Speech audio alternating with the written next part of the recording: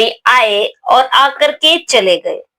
हमारा एक बच्चा है, मुझे मेरा बच्चा वापस दे दो, मुझे पोस्टमार्टम नहीं चाहिए। जो हो गया सो हो गया, बस मेरा बेटा मुझे वापस दे दो। मेरा 22 साल का बेटा था, आखिर मेरे बेटे की क्या गलती थी? मैंने उसकी बहुत अच्छी तरीके से देखभाल की थी। आप सबकी वजह से वो आज ये दुनिया छोड़ कर के चला गया, उसे वापस दे दो। दोस्तों, ये शब्द जो है वो उस माँ के हैं और उस पिता के हैं जिन्होंने अपने 22 साल के बेटे को खो दिया।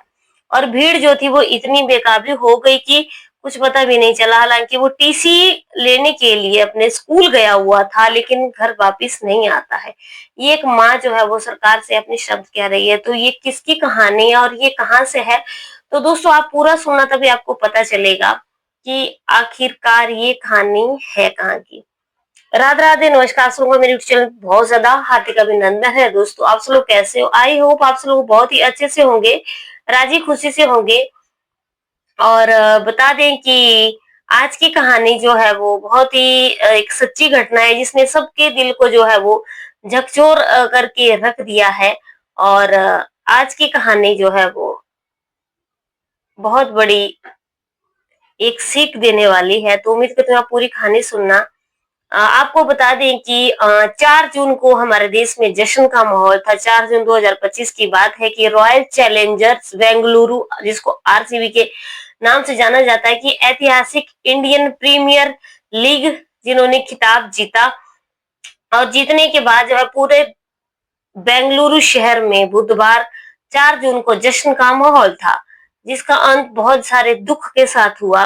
एम चिन्ना स्वामी स्टेडियम के बाहर जो है वो भगदड़ मच गई, और जिसमें 11 लोगों की जो है वो मौत हो गई और 40 से ज्यादा लोग घायल हो गए। वहां पे इतनी भीड़ हो गई कि वहां पे कंट्रोल करना बहुत ज्यादा मुश्किल हो गया था। आरसीबी ने आईपीएल 2025 के फाइनल में पंजाब किंग्स को हराकर 18 साल के इंतजार को खत्म करने के एक दिन बाद बुधवार को बेंगलुरु में प्रशंसकों के साथ जश्न मनाने का ऐलान किया था। 18 साल के बाद जो है वो आरसीबी ने ऐतिहासिक जीत जीती है। इनका मुकाबला जो था वो पंजाब के साथ था, पंजाब किंग्स के साथ था। स्थानीय अधिकारियों ने जो है वो विधान सभा से बेंगलुरु स्टेडियम तक चलने वाली ओपन टॉप बस परेड की अनुमति देने से इनकार कर दिया था, जो कि सिर्फ 1 किलोमीटर की दूरी है। हालांकि 18 साल के लंबे इंतजार के बाद ट्रॉफी लेकर घर लौट रही आरसीबी टीम की एक झलक पाने के लिए वहां पे 2 लाख से ज्यादा प्रशंसक जो थे वो उनके उमड़ पड़े थे। 2 लाख से ज्यादा लोग जो थे वहां पे इकट्ठे हो गए थे। आरसीबी ने प्रशंसकों के साथ शाम के वक्त जश्न मनाने का ऐलान किया था। अब स्टेडियम में एंट्री सिर्फ पास के जरिए से ही करने की अनुमति दी थी। बिना प्रवेश के प्रशंसक परिसर के चारों तरफ भारी तादाद में इकट्ठा हो गए थे। सरकार के साथ साझा की गई प्रारंभिक जानकारी जो के अनुसार जो है वो स्टेडियम परिसर के पास नाले पर रखा गया एक अस्थायी स्लैब उस पर खड़े लोगों की वजह से ढह गया, और कथित तौर पर इसके ढहने से वहां पे अफरा तफरी का माहौल बन गया और भगदड़ मच गई। जिस भगदड़ में जो है वो बहुत सारे लोगों की जो है वो ऐसी जान निकल गई जिन्होंने कभी भी ये नहीं सोचा था कि कभी ऐसा भी हो सकता है। और ये कहानी जो है वो बहुत ऐसे लोगों को झकझोर कर देने वाले जिन्होंने अपनों को इसमें खो दिया। सीधे दिल में उतर कर माहौल को गमगीन कर देने वाले है ये कहानी। जिसका बेटा जो है बुधवार को बेंगलुरु में हुई भगदड़ के दौरान जो है वो बोए मौत मारा गया। उसका पिता तड़प तड़प कर प्रशासन से ये पूछ रहा है कि मेरे बेटे की आखिर गलती क्या थी और मेरा बेटा मुझसे क्यों छीन लिया गया। मेरा बेटा जो है वो 22 साल का था और उस युवक का क्या कसूर था? वो उसकी जान जो थी वो चली गई। वो जश्न में शामिल होने के लिए गया था, लेकिन वापिस जो है वो नहीं आया, जिसकी वजह से जो पूरा घर जो है वो हमारा सूना हो गया। ये सिर्फ एक कहानी है जो भगदड़ के बाद लोगों के सामने आ रही है। इस तरह के कई परिवार हैं जिनके घर का कोई भी चिराग बताए आंख बंद कर दुनिया को अलविदा कह गया। आखिर इन सब मौतों के पीछे किसका कारण था? किसको कसूर माना जाएगा? मरने वाले लोगों के चेहरे पर गूंज रही खामोशी पूछ रही थी कि आखिर उनकी गलती क्या थी जो उन्हें इस दुनिया से मजबूर होकर के जाना पड़ा। शिवलिंग स्वामी मूल रूप से यादगीर जिले के रहने वाले थे और मौजूदा वक्त में अपने परिवार के साथ बेंगलुरु के ये येलहंका में रह रहे थे। उन्होंने इसी साल 10वीं की परीक्षा पास की थी और घर से कहकर निकले थे कि वो टीसी लेने के लिए जा रहे हैं। वो पीयूसी में एडमिशन लेने के लिए स्कूल से अपना ट्रांसफर सर्टिफिकेट, जिसको टीसी बोला जाता है, लेने के लिए गए थे। हालांकि वो सीधे चिन्ना स्वामी स्टेडियम चले गए और वहां पर मौत का शिकार हो गए। मांडे जिले के राजसमुद्र इलाके के निवासी पूर्णचंद, जिनकी उम्र जो 26 ईयर है, 26 साल है, मैसूर की एक निजी कंपनी में सिविल इंजीनियर के तौर पर काम कर रहे थे। वे आरसीबी के प्रशंसकों के स्वागत समारोह में शामिल होने चिन्ना स्वामी स्टेडियम आए थे और भगदड़ का शिकार हो गए। ये बेंगलुरु भगदड़ में मौत की शिकार एक और हुई, इनका नाम है दिव्यांशी। दिव्यांशी की मां बताती है कि उसका जो पायलट या डॉक्टर बनने का सपना था। मुझे नहीं पता, मैं किसी को दोष नहीं दे सकती, हमारा स्टेडियम के अंदर जाने का कोई प्लान नहीं था, लेकिन हम आराम से फुटपाथ पर बैठ करके देख रहे थे।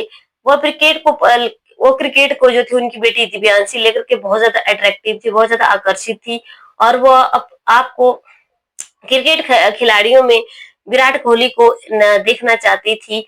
वह विराट कोहली के पीछे बहुत ज्यादा उसको बहुत ज्यादा लाइक करती थी। वो आगे बताती हैं कि मेरी सांस फूल रही थी, मैंने एक शख्स को बचाया, सिर्फ 5 मिनट में मैं वहां नहीं थी, मुझे लगा कि वह अंदर चली गई है। बाद में मैंने उसे देखा। शिक्षकों को उस पर बहुत बड़ा गर्व है। उसे नए स्कूल में ज्वाइन के लिए सिर्फ 2 साल हुए थे। वो मुझे उस पर गर्व है, वो मेरे लिए एक आदर्श थी, मेरे लिए वो अब एक फरिश्ता बनकर के रह गई। दिव्यांशी की मां ने कहा कि वह एक रतन है, वह एक परी है, मुझे ट्रैफिक पुलिस को दोष देना होगा। क्या उन्हें नहीं पता था कि कैसे संभालना है?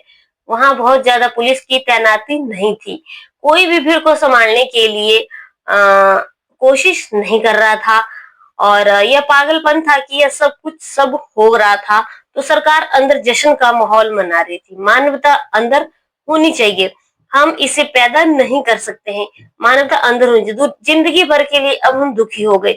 भगदड़ के वक्त जो है वो एक और मौत का शिकार हुई, मनी चिन्मयी शेठी, जिसकी उम्र 19 साल है, इंजीनियरिंग की फर्स्ट ईयर की स्टूडेंट थी। यक्षगान और भरतनाट्यम नृत्यांगना चिन्मयी को क्रिकेट में कोई खास रुचि नहीं थी। वह अपने कुछ सहपाठियों के साथ बुधवार को विधान सौधा और बाद में चिन्ना स्वामी स्टेडियम में जो है वो गई थी, क्योंकि उनके दोस्तों ने वहां जाने के लिए उसे फोर्स किया था। अब बेंगलुरु के वनशंकरी इलाके में रहने वाले उनके पिता करुणाकर शेट्टी ने कहा, मेरी 19 साल की बेटी की अचानक दुखद मौत हो गई, जिसने जिंदगी भर के लिए हमें दुखी कर दिया। इस कार्यक्रम को इतनी जल्दबाजी और अनियोजित तरीके से आयोजित नहीं किया जाने था। अब दोस्तों ये इतना बड़ा हादसा हो गया कि भारी भरकम जो है वो लोगों की उसके ऊपर जो है वो भीड़ इकट्ठी हो गई और वो टूट गया और जिससे वहां पे भगदड़ मची और लोगों ने अपने लोगों को जो है वो उसमें खोल दिया। इसमें हालांकि गलती जो है वो सरकार की है। सरकार की गलती इसमें ये है कि उसमें 2 लाख से ज्यादा जो थे लोग थे, लेकिन वो प्लेस इतना कम था कि 2 लाख से ज्यादा लोगों की वहां पे उतना एरिया नहीं था कि वो वहां पे जा सके, खड़े हो सके। और ऐसे मौकों पे जो है वो हमारे देश की सरकार को पहले से ही जो है अपनी सुविधा बना करके चलना चाहिए, ताकि आम पब्लिक को जो है परेशानी ना हो। क्योंकि ऐसे मौकों पे जो इंडियन क्रिकेटर्स को भीड़ इतनी लग जाती है देखने के लिए कि लोग दीवाने होते हैं, लोग पागल होते हैं। बाकी जो दुनिया छोड़ करके गए हैं उनके साथ हमारी, उनकी आत्मा के साथ हमारी, हम उनके लिए हाथ जोड़ करके प्रार्थना करते हैं कि उनको शांति मिले। बाकी आज की कहानी जो है वो यही थी जो मैंने आपको सुनाई कि रॉयल चैलेंजर्स बेंगलुरु आरसीबी की ऐतिहासिक इंडियन प्रीमियर लीग खिताब जीतने के बाद जो है वो बेंगलुरु शहर में 4 जून 2025 को जश्न का माहौल था। लेकिन वहां पे जो 11 जिंदगियां ऐसी मौत की नींद सो गई जिन्होंने कभी इन चीजों के बारे में सोचा नहीं था। अगर आपको आज की ये घटना अच्छी लगी है, सुनाने का तरीका अच्छा लगा, लाइक शेयर कमेंट करना। चैनल पर पहली बार आए तो सब्सक्राइब जरूर करना। मेरा ये खाने-सुनाने का उद्देश्य किसी को हर्ट करना नहीं है, बल्कि आप लोगों को सचेत करना है। कल ही हमें फिर से मिलते होंगे। जय हिंद, जय भारत।